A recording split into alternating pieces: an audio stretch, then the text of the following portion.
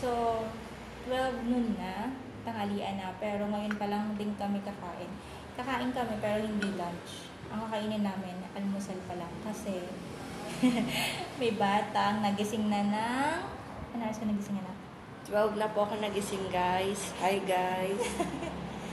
So, yun. Pero okay lang kasi hindi ko naman din siya ginising ng maaga kasi habang tulog siya, nag-work naman din ako nag-work ako, tapos si Mickey tulog na tulog din, kaya nagawa ko naman yung marami kong trabaho. Tapos ko naman yung ibang trabaho ko. Okay lang din kahit tulog sila, at least diba, nakakapagtrabaho ko.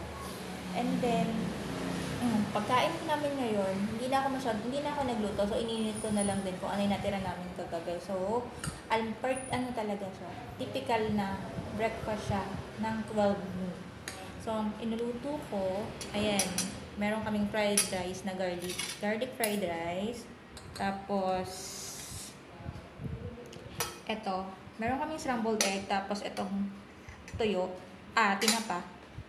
Daing pala, daing. Tapos, meron kami yung natira naming adobo, so pinito ko lang.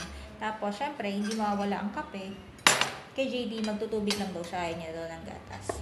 So, si Mickey naman, ayun, busy na siya. Naghahanap na naman siya ng kaaway kasi nakapag-almusal na siya, nakakain na siya. So, meron na siyang energy ulit. Tapos, ang haba-haba ng tulog niya. Kanina bumaba siya nung naka-receive ako ng parcel.